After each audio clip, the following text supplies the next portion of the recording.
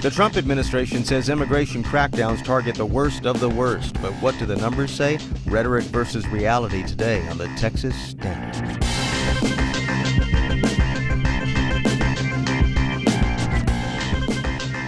Texas Standard is a production of KUT Austin, KERA North Texas, Houston Public Media, and Texas Public Radio in San Antonio. I'm David Brown. Coming up, more on a Houston Chronicle analysis of immigration arrest data in Texas. Also, the U.S. military does a near 180 on vaccines after flu numbers rise at bases like San Antonio's Lackland. Everything's bigger in Texas, including skeeters, it would appear, especially this year. How health officials are trying to stay on top of the diseases those skeeters carry. And in a city best known for the songs of Selena, a new and rapidly growing music scene. All that and then some. Today on the Texas Standard.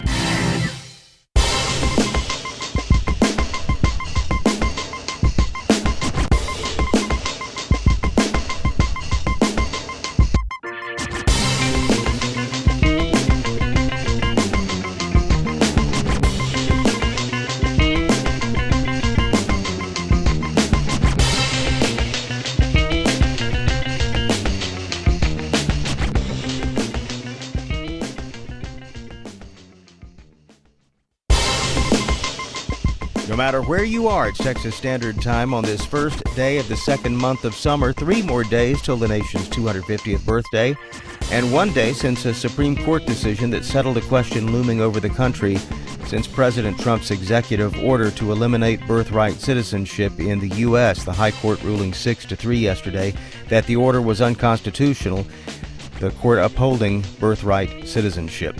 Since Donald Trump's presidential campaign in 2024, immigration has been a centerpiece of his platform, first as candidate and then as chief executive, promising to prioritize deporting what he has repeatedly described as, quoting here, the worst of the worst. When challenged, the administration has emphasized the president meant people in the U.S. without authorization who were convicted or accused of serious crimes. But a new analysis of federal immigration data suggests that's not the real picture here in Texas. The Houston Chronicle examined Immigration and Customs Enforcement arrest records obtained through the Deportation Data Project using the Freedom of Information Act. They found that after an initial focus on immigrants with criminal convictions or pending criminal charges, ICE increasingly shifted its attention toward people whose only known violation was related to immigration itself. According to the analysis, between February 2025 and February 2026, more than 38,000 people in Texas without criminal convictions or pending charges were arrested by ICE, more than either those with criminal convictions or those facing pending criminal charges. The Department of Homeland Security disputes the implication of those numbers, arguing that the data is being presented in a misleading way. DHS says nearly 70% of ICE arrests nationwide involve what it calls criminal illegal aliens, and also argues some people classified as non-criminals may have committed crimes outside the U.S. that don't show up in U.S. criminal records. Joining us now is journalist Julian Aguilar, who co-reported this story with Aileen Clark for the Houston Chronicle. Julian, welcome back. Thank you for having me on. Let's begin with the data itself. What exactly did you analyze, and are we talking about a shift in ICE enforcement priorities, or have the marching orders always been the same? So the data looks at February 2025 to February 2026, so roughly 1 full year and month of the Trump administration's second term. The department, like you said, initially, it sounded like they were keeping to the president's campaign promise to go after the worst of the worst and, criminals and, XYZ that he's been saying ever since he's been campaigning. And that was true the first 4 months. And then, there was a dramatic shift into what ICE calls, other immigration violators, which are people with no pending charges and no criminal convictions. And, what a lot of folks say, immigration attorneys, is that he's doing this because he needs to pad their stats. They made these promises about how many people they're going to round up. So I think the focus shifted just the numbers over whether these people have charges or criminal convictions. One thing that's important to sort of nail down here is what is the definition of non-criminal? In your reporting, who falls into that category and who doesn't?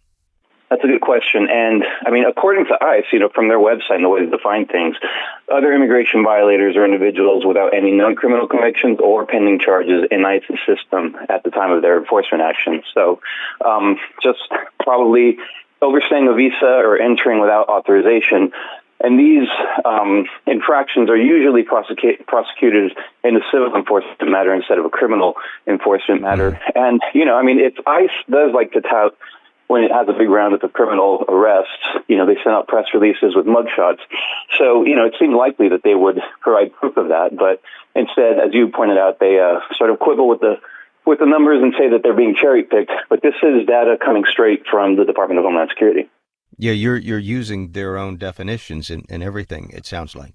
But DHS says many people counted as non-criminals may have committed crimes overseas. And they also note that, unlawful entry itself is a crime in some circumstances. But I think the more interesting distinction that they're trying to draw here is that some counted as non-criminals may have committed crimes before they arrived in the U.S. Is there any way to reconcile those competing descriptions with the data you examined? Not the data that ICE provides, unless they have proof, it's just kind of their word against the people that they're arresting. I'm sure there could be a very arduous task of undertaking trying to get the names of everybody that's been detained and, cross-referencing those with the countries that they're from. But for right now, DHS is saying, the keyword is likely committed crimes. It's like, what exactly does that mean if there's no concrete proof? Right, yeah. And I should note that on the arrest of people with pending charges, it's unclear if they were ever convicted of those charges. So somebody could have been arrested with pending charges dropped, but they were still arrested and detained by ICE once they were run through the system. So they could have been cleared at some level. Isn't that part of the problem, though, here, Julian, that the most recent data shows, if they're here without authorization, if they haven't been screened, there's really no way of knowing about someone's criminal background unless there's been the sort of screening that you would do with an authorized entry, right? You're having to take someone's word about this. That's correct. And a lot of the folks that they are arresting with no charges, they're showing up to check in. They have an asylum claim that came in during the Biden administration, maybe even, during the first Trump administration or before that. Asylum cases take a really, really long time to get through. So they are checking in to ICE for these hearings when a lot of them are being detained, or for their check-ins when they're being detained. And immigration lawyers say, it's low-hanging fruit. They don't have to send a strike force out to the streets to get these people. These people are coming to them. And their argument is, why would these people go turn themselves into ICE, check in with ICE every few months, every few weeks, if they had a criminal charge in the country that they came from? And what the Biden administration said is that, before these asylum seekers were released into the United States under his administration, that they conducted background checks. But, I think it's a fair point to say, how thorough were those background checks with just the amount of people that did come through during those 4 years. We don't have much time, but separating the rhetoric from the reality, what do these numbers tell you about how immigration enforcement in Texas today differs from the priorities articulated at the beginning of the administration? It's a marked shift. The first 4 months, like we said, they concentrated on doing what they were going to do what they said they were going to do during the campaign. And then there was a sudden shift because it seems like they needed to show their supporters, the voters, who had immigration top of mind, that they are indeed rounding up immigrants, whether they are convicted criminals or not. And I think, honestly, for the base, that's all that matters. They don't really care about the background. They just want to see the statistics. So I think the administration probably listened to that and said, we need to ramp these up. And this is why you have these discrepancies in these categories. Julian Aguilar co-reported this story with Aileen Clark for the Houston Chronicle. We're going to have a link so you can check this out for yourself at texasstandard.org. Julian, thanks so much. Thanks for having me on.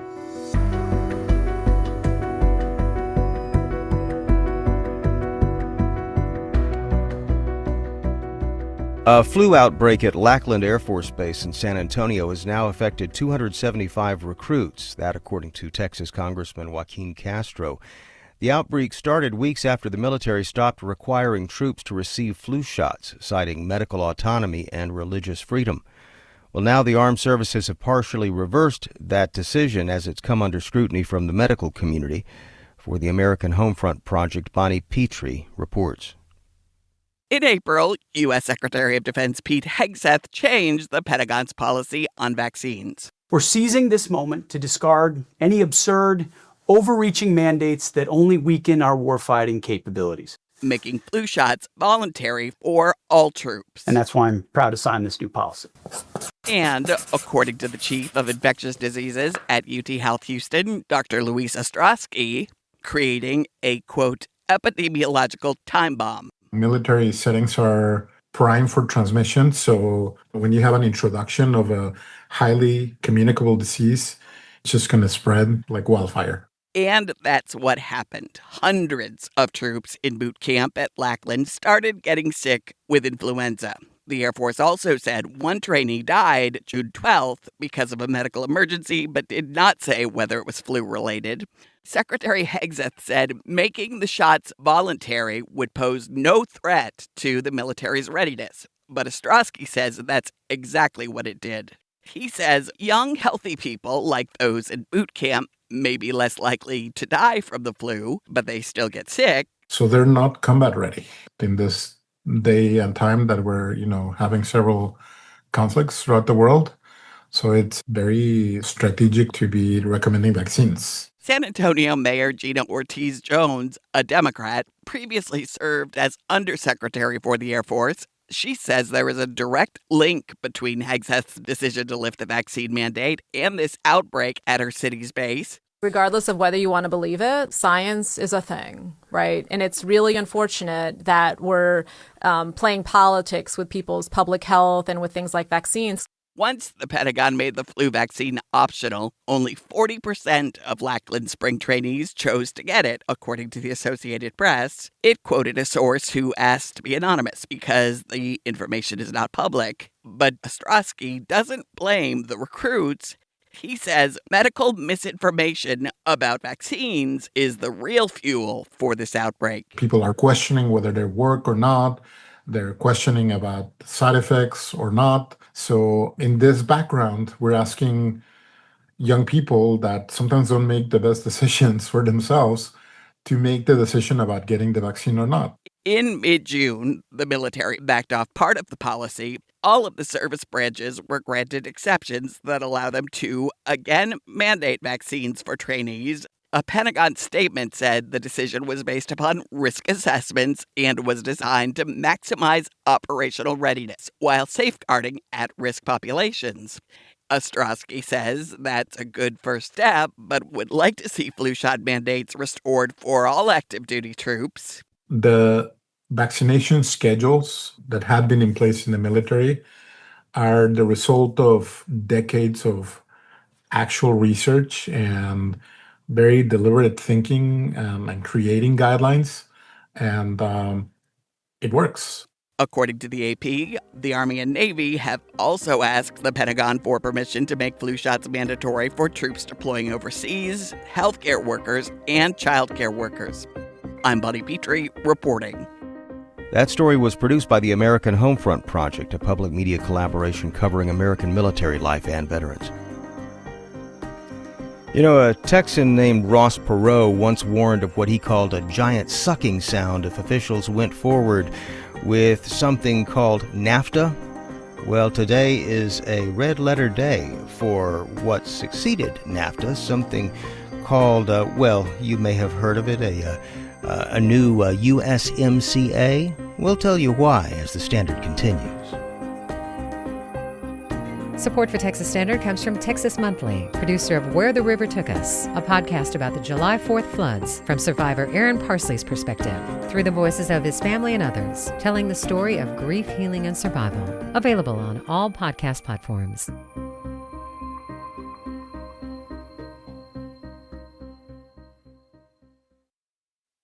This is the Texas Standard. I'm Laura Rice.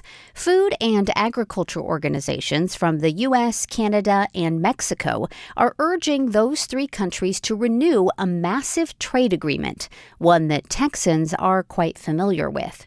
Harvest Public Media's Rachel Kramer reports the official review process starts today. The United States-Mexico-Canada agreement replaced NAFTA in 2020 and allows certain products like corn, beef, and avocados to cross borders without tariffs. While many ag groups say it provides much-needed stability for farmers and livestock producers, President Donald Trump has said the U.S. would be better off without the agreement. Chad Hart, an ag economist at Iowa State University, says that's not surprising. And he's done this several times where he's basically saying, I don't need a deal, we're better off without it, but in the end, he ends up striking a deal. The 3 trading partners will decide whether to extend the agreement for another 16 years, terminate it, or begin an annual review process. I'm Rachel Kramer, Harvest Public Media.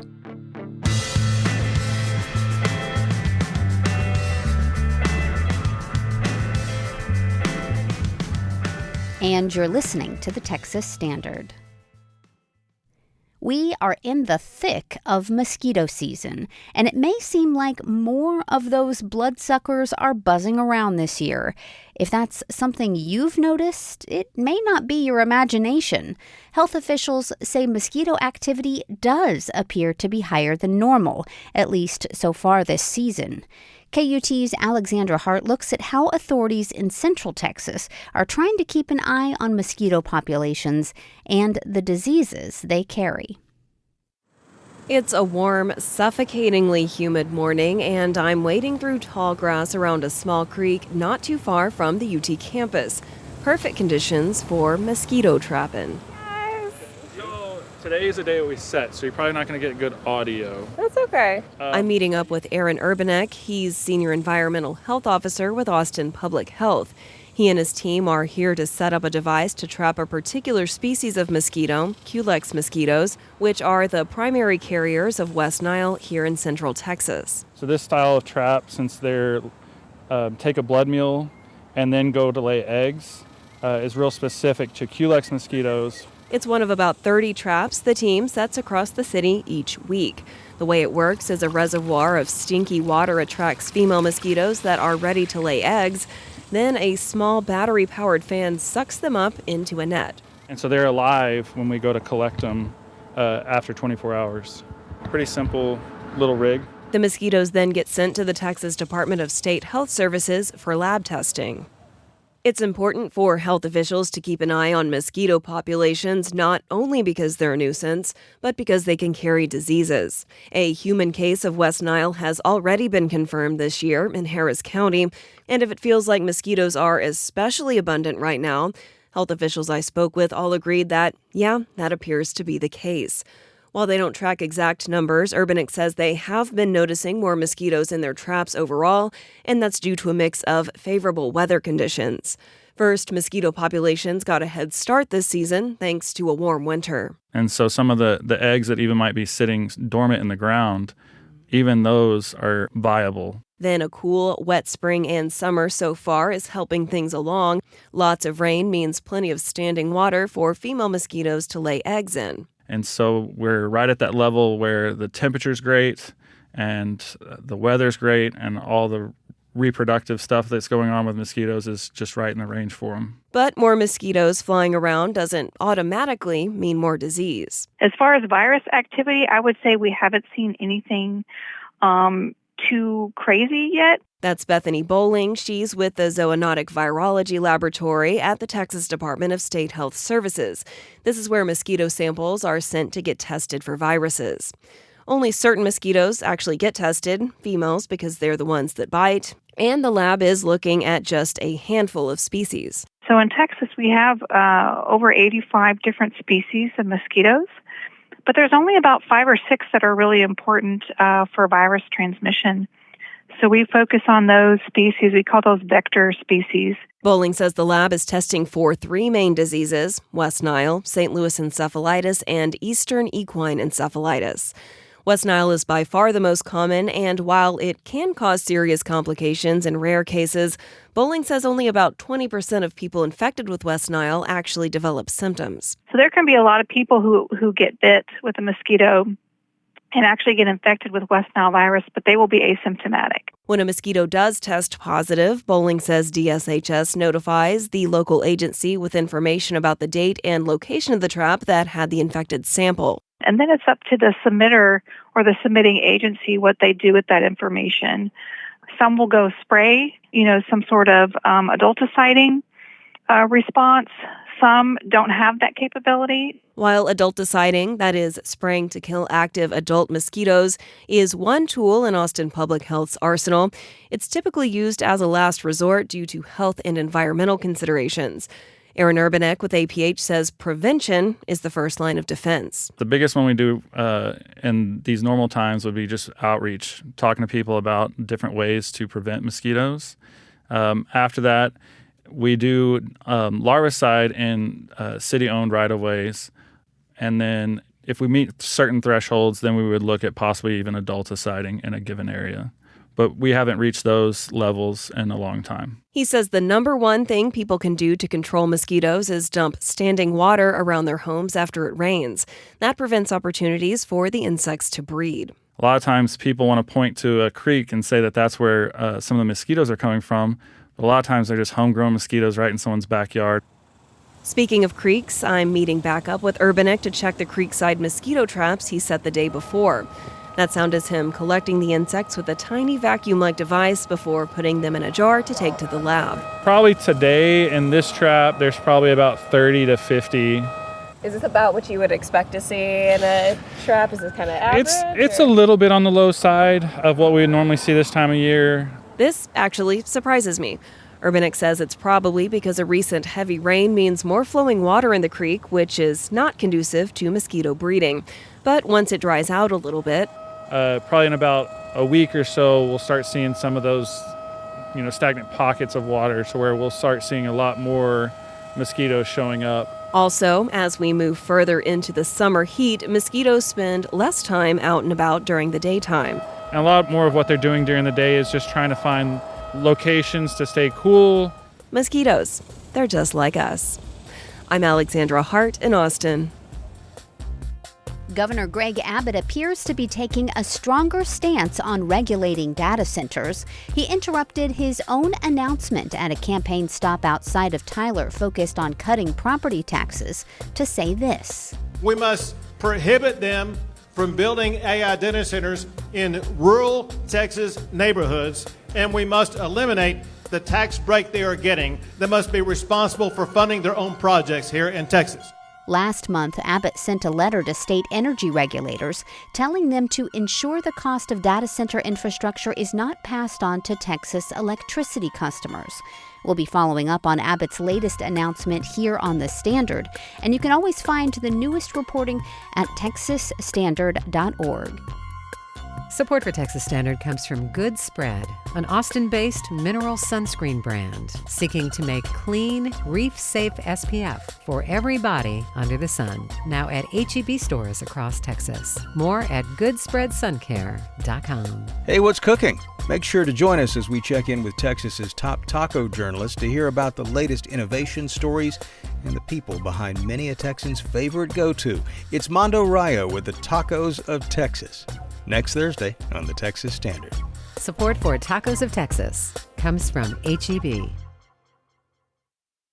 From the Texas Newsroom, I'm Matt Hara. President Trump has confirmed Republicans will hold an unusual midterm convention in Dallas. Our Dylan Duke reports the two-day event will begin on September 9th. While parties generally hold conventions during presidential campaigns, Trump has long said he wants another convention ahead of the midterms. The Dallas event is aimed at boosting Republican turnout in midterm elections. Those races will decide whether Republicans maintain control of Congress, where they currently hold slim majorities. But the party in power historically loses seats during the midterms. Democrats could block Trump's agenda and launch investigations into his administration if they regain power. I'm Dylan Duke in Dallas. This weekend marks the one-year anniversary of the deadly July 4th floods in Kerr County. The Kerrville fire chief told our Sarah Gruno this week that local officials are more prepared now for another major disaster. Fire Chief Eric Maloney is one of the members of a new flood warning system working group in Kerr County. The group is made up of local officials from the communities of Kerrville, Ingram, and Hunt. So we've been coming together since October, meeting monthly and change, and just kind of coming up with a plan, objectives, things we can do. So how can we improve before the flood? How can we improve during the flood? And then after the flood? So is how we've looked at those goals. And then so we've set those up. The group is working on efforts to improve communications between the communities in the event of another catastrophic flood. Part of that is developing an emergency action plan that will detail some of the parameters that will be used to set off the 8 new sirens installed along the Guadalupe River near youth camps. I'm Sarah Grunow in Kerrville. Governor Abbott's opposition to data centers continues to grow. He told a gathering in East Texas that there needs to be a ban on data centers in rural communities. The remarks are a reversal for Abbott, who encouraged the companies to move to Texas last year. Texas will be the centerpiece for AI data centers for Google in the entire world. Polling shows that the majority of Texans, including Republicans, are opposed to data centers in their communities. And Texas Congressman Joaquin Castro is demanding an investigation into the flu outbreak in San Antonio. At Lackland Air Force Base, trainee Keon McDaniel from the 737th Training Support Squadron tragically died on June 16. I'm demanding an investigation into his death in connection to the flu outbreak. McDaniel was in his second month of training when a flu outbreak sickened hundreds of recruits. Defense Secretary Pete Hegseth canceled the mandatory flu vaccines for military members in April. The Defense Department, though, has since reversed course, allowing commanders leeway to vaccinate service members. I'm Matt Harrop in the Texas Newsroom. Support for these Texas headlines comes from Texas Monthly, producer of Where the River Took Us, a podcast from the July 4th floods, from survivor Aaron Parsley's perspective, through the voices of his family and others, telling the story of grief, healing, and survival. It's the Texas Standard. I'm David Brown. Officials in Bexar County released some data a few years back showing that homicide was one of the top causes of death for people under the age of 35, and that was just one of many grim statistics that local leaders decided they wanted to address, and they set out to do that with something they called their Regional Violence Prevention Strategic Plan.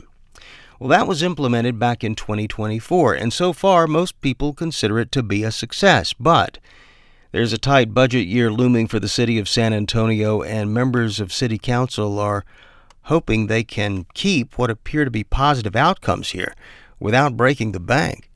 Diego Medel is the public safety reporter for the San Antonio Report, and he's been following this story. Diego, welcome back to the Texas Standard. Happy to be here. So as I understand it, Metro Health is the primary health agency in Bexar County, and their most recent data does show a drop in reported violent crimes. What about some of the highlights there? What are you seeing? Yeah, so Metro Health is reporting a 56% drop in homicides, 46% drop in shootings, along with declines in assaults and sexual violence. That's huge. And is it? What about the programs or the efforts that are involved in this violence prevention program? What are they doing differently now that they weren't in the past? Yeah, so they're trying to treat violence prevention as a public health issue, not just a public safety issue. So they try to go beyond law enforcement with early intervention programs like Stand Up SA, where trained violence interrupters with lived experience mentor and mediate conflicts before they escalate, domestic violence prevention and victim services, parenting programs to reduce child abuse, and a lot more. That's pretty interesting. But as I understand it, there's something of a problem that city leaders are facing, because if they're going to have to cut back somewhere, they want to know what specific programs seem to be working. Where's the biggest bang for the buck? But I understand they're having difficulty nailing that down. Could you explain why? Yeah, so unlike policing, where you can go and measure the crime that happens before and the crime after, public health data and programs take a look at change in the population as a whole. So they can't really attribute declines to a specific program. And at the same time, SAPD has been rolling out hotspot policing and problem-oriented place-based policing across the city. So there's all these different things happening at the same time, and they can't really pinpoint one specific program that's bringing that decline. I see, and I gather this new program, this Regional Violence Prevention Strategic Plan, has a price tag of over $11 million, and with that tight budget cycle, well, what do city leaders do from here? I mean, can they preserve the program if they don't know what parts of the program are the most beneficial? Yeah, exactly. So they're facing a over $150 million budget deficit over the next 2 years. And like you said, this program has an over $11 million price tag.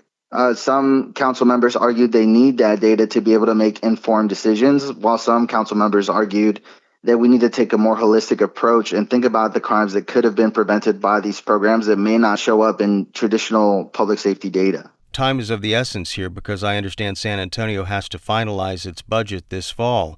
So what are you hearing from advocates and members of the public when it comes to how best to preserve what seems to be working, even though they don't know precisely where to cut while preserving these gains?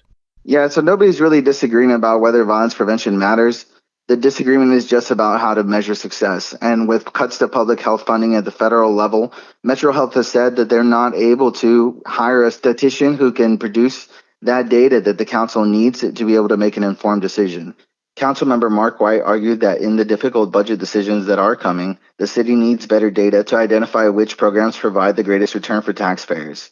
Other members like Councilmember Terry Castillo pushed back on relying too heavily on those kinds of measurements. She argued prevention work helps long before someone commits a violent crime. It includes mentoring, employment opportunities, and community support, things that don't always show up in crime statistics but may still prevent violence. So the conversation really wasn't about whether these programs should exist. It was about how to evaluate them when the city may soon have to make difficult budget decisions. Sounds like a lot of tough decisions to be made between now and the fall. In the meantime, Diego Medel is going to continue to track this story, and we'll have a link to his latest reporting over at texasstandard.org. Diego Medel, public safety reporter for the San Antonio Report. Thanks so much for joining us on the Texas Standard. Thanks for having me. Hey, I want to underscore something we just heard in the Texas News Roundup, a first-of-its-kind political convention coming to Texas. These conventions usually only happen in presidential election years, but an extraordinary midterm GOP convention's been set for Dallas September 9th and 10th. Why Texas? No doubt organizers have the U.S. Senate race in mind, with polls now showing a statistical dead heat between Republican Attorney General Ken Paxton and Democratic State Representative James Tallarico. Our own Michael Marks with an in-depth look tomorrow, right here on The Standard. Support for Texas Standard comes from Texas Mutual Insurance Company, committed to strengthening the state's workforce and its communities through safety and wellness grants and education initiatives. More at texasmutual.com/community impact. Support for Texas Standard comes from Half Price Books, a Texas-bred new and used bookstore, proudly supporting public media and sustainability by keeping books, music, and other media in circulation. Store locations and more information at hpb.com. It's the Texas Standard. I'm Laura Rice. A North Texas artist makes action figures, but they're not your typical Spider-Man or Captain America. Instead, he immortalizes legends from his home base in Denton, icons like the Price Master and Tigerhead Keyboard Guy. KERA's Marquita Fornoff takes us into his work process and why he does it. We'll get those going. David Bayon puts half a dozen 3D printed action figures into what looks like a fry basket. The basket is then dunked into an alcohol bath where an agitator helps clean the resin figures. Bayon is a property manager by day. Making miniatures is a passion, and it all started with model cars. I can't build a hot rod in a weekend or afford it, either way, but I can build one as a scale model. That led him to create dioramas and elaborate backdrops to show off his model cars. As with many art forms, you find like there's community and all that stuff too, so it becomes a challenge amongst peers. And to really bring those scenes to life, he started adding human figures. So naturally, custom action figures were the next step. He 3D prints them with resin. See that smell? Let's just say the fumes are potent. Working with resin requires a lot of ventilation and its own curing process. The packaging is its own art form. Bayon does that too. He designs the imagery and text printed on the cards and hand seals those little plastic bubbles that keep the action figures in place. Wrappers are one of Bayon's favorite subjects. Homeboy Sandman is one of the artists Bayon has transformed into an action figure. I'm really looking real Herculean with it, which is pretty fly. I don't really like that in real life, but when I look at the toy, it inspired me to hit the park and get some reps. The first action figure was used to promote an album. Sandman liked it so much that he enlisted Bayon to make a new model for his album that will come out at the end of July. That's going to have different heads, for my different hairstyles. It's going to be fly. I don't want to give it all away. Bayon is also known for immortalizing local legends like Tigerhead Keyboard Guy, the Price Master, and Bonsai Tree Lady. If you've spent time in Denton Square, you likely know exactly who I'm talking about. If you don't, Tigerhead Keyboard Guy plays the keys around town in, you guessed it, a tiger head.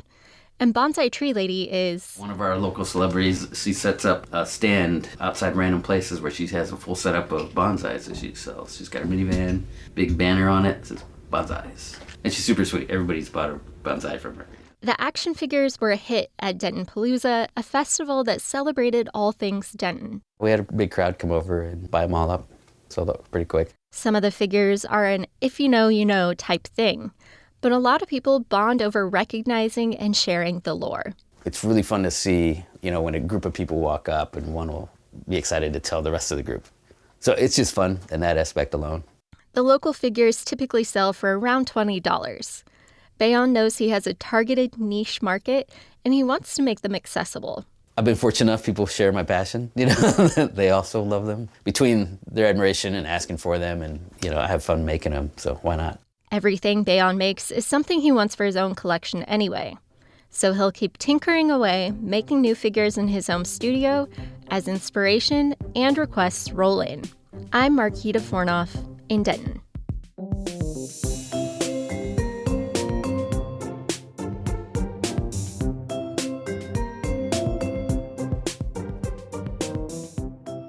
There's a certain city in Texas that's claimed the title of live music capital of the world. But of course, you don't have to be in Austin to enjoy watching a band on stage. The live music scene in Corpus Christi has been expanding over the past several years. KEDT intern correspondent Gabrielle Cando has some insights into its growth. Corpus Christi is no stranger to musical culture. Compared to other cities in Texas, it's relatively small, so people may not assume for there to be much diversity among musical genres. Yet, it would be a surprise as to how vast it truly is. Bands ranging from blues, hard rock, heavy metal, and emo influences have taken stage to popular venues such as the House of Rock and the Artisan. Solo artists step in with hip-hop, soul, and even classical tunes, shaping a vast space that defines the music scene in Corpus Christi. It starts with a tune, then rehearsed, and then goes to the stage. So many other women, none of them love me like you do. Don't you know, baby? I don't know what to do. Bands and artists across Corpus Christi come together to make many forms of music happen live, blending genres with that coastal vibe. Performance lineups that feature diverse bands bring concertgoers and creatives together. A lot of our relationships with other bands come from either seeing them at an open mic or at a performance. It really comes down to just the respect for who they are as musicians. Like, wow, that's really cool. Do you want to put on a show together? That was Ginger Martin, the guitar and bass player for the 99s. Bands such as the 99s are prime examples of talent at the local level, and being able to share the stage with others shines that talent much more and even helps those in need. Last December, the 99s, along with two other bands, Ahava and Frauds, joined together to perform at the Artisan to celebrate the venue's one-year anniversary. The cost of entry for the show was $10 or a children's toy. The connection between the three groups, according to local music artist Kaya Vance, could fit on any stage worldwide. We're going to see like the same thing we're seeing in Austin and Houston, where people are going to come from out of the country, around the world just to come to Corpus Christi, just to make it with music. And I think that's like a collaborative effort. Other aspects outside of music support the local scene as well. Photographers, videographers, graphic designers, and the people that work in the venues all are integral parts of promoting music. It's a beautiful community to see all the artists, to see all of the different musicians, the talent that we have here with photography, like you said, graphic artists, promoters. It's really blown up. And so many venues have also risen up here. It's very exciting for people like myself who've been watching and doing this for a really long time. That's Deborah Scott Brown, the lead singer for Corpus band Dreaming in Color, and she has been active in the scene for over 30 years. Today, the two biggest music events in town are the Downtown Corpus Christi Art Walk and the Bay Jammin' Concert Series. Those events create opportunities for artists anywhere to show what they can bring to the table. According to the 99's keyboardist and frontman Devereaux Martin, that's what's needed most now. At the end of the day, it takes young artists who want to break that mold and don't care what the established status quo is, and that we just got to take it and make it into something that we love and we cherish, and it doesn't come easy. As for what you can do, Bay Jammin' promoter JJ Nelson keeps it simple. Support live music, but support the live music venues that support live music. That's how it's all done. You got to support those venues, or they can't do, pay and hire and pay the sound companies or the bands. The community welcomes artists from different cultures and influences, leading to a growing number of people with appreciation of music, fortunate enough to even perform together in celebration of the art. I'm Gable Kando. An East Texas music icon is being celebrated with a historical plaque in his hometown of Jefferson. The dedication ceremony for big band and swing trumpet player Horace Stedman Steady Nelson is happening Friday. Nelson played in bands in the 30s, 40s, and 50s, including with Jimmy Dorsey and the NBC Orchestra. The Jefferson Opera House Theater is also planning a concert to coincide with the dedication. You can keep up with the Texas Standard if you're doing any traveling for the 4th. It's always Texas Standard Time wherever you get your podcasts.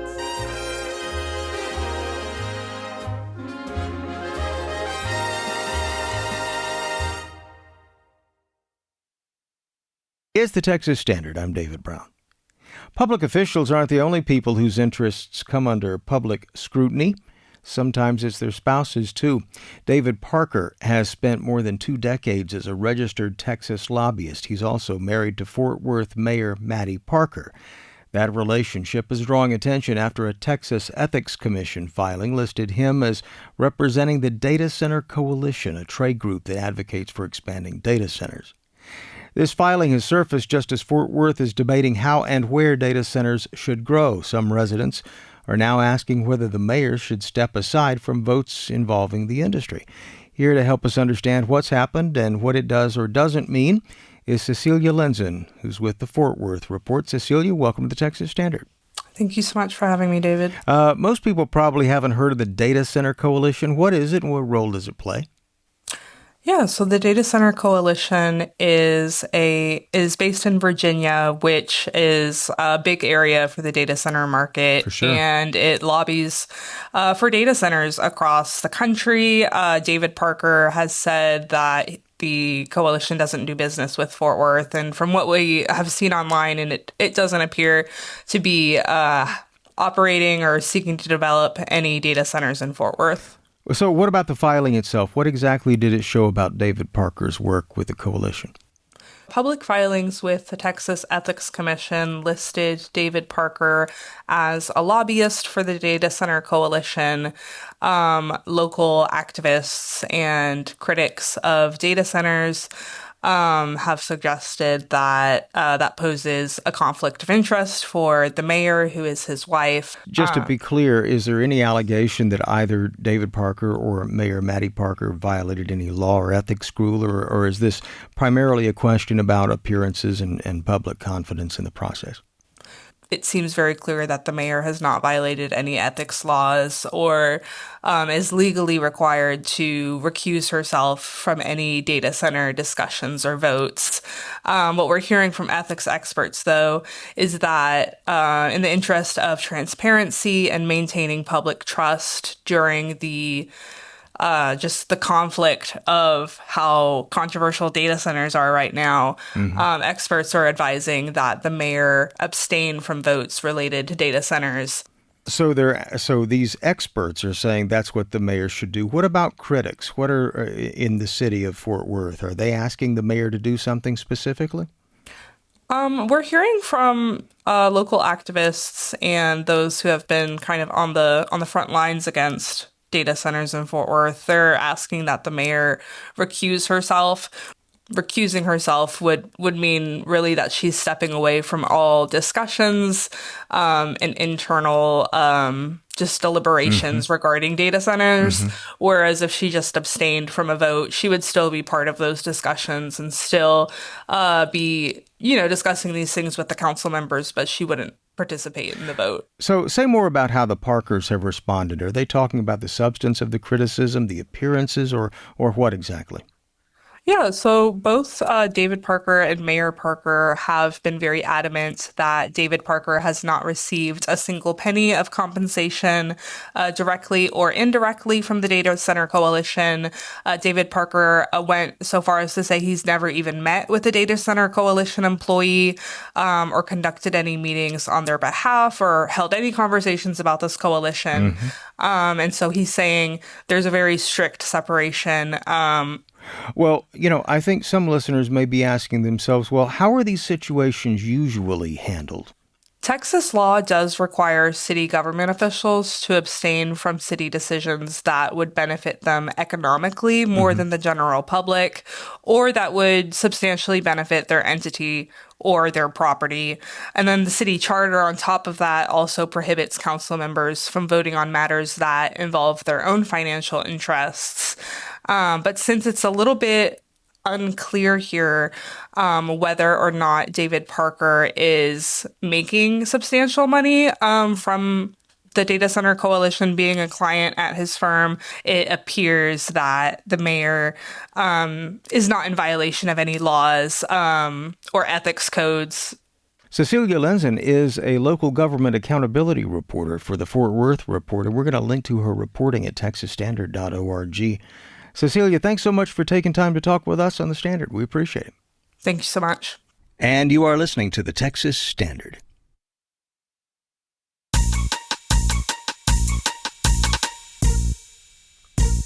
Let's check in with audience and engagement editor Wells Dunbar, who's been tracking the talk of Texas on this Wednesday. Hello, Wells. Howdy, David. Great to be with you.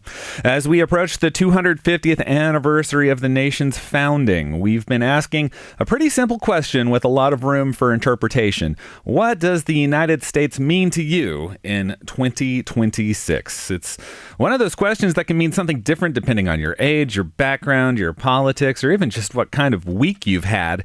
And judging by all the responses we've been receiving, it's a question that prompted a lot of thoughtful reflection. One response that stood out came to us from Steve Aness, who emailed us this message. He says, "I consider myself patriotic but not a nationalist. I don't believe we should ignore the often dark history of the founding of this nation and the expansion. However, I do still believe in the original blueprint of this country. America is supposed to be a place where it doesn't matter your religion or where you came from, you can build a life. The current push towards Christian nationalism and mass deportations and making it harder to seek asylum is painful," he writes, "and I believe tears down what makes us special. To me, America in 2026 is still unfinished," Steve concludes. "Certainly we can dwell on all the negative parts, but I think the important thing is keeping the vision that this is a country where anyone can prosper and culture can be shared." Again, a nice email message there from listener Steve Aness in response to our query about what does America mean to you here on basically the eve of Independence Day. And whether or not that resonates with you, it's the kind of perspective, the deep perspective we're hoping to hear from folks when we ask that question. So again, please go to texasstandard.org/talk and leave us a voicemail message. Easy enough to do there on your cell phone. Just press that record button and speak into your phone. We'd love to hear your voice so we can share it with our listeners on air this Friday. Again, that's at texasstandard.org/talk. The question, what does America mean to you here on the eve, practically, of the nation's 250th birthday?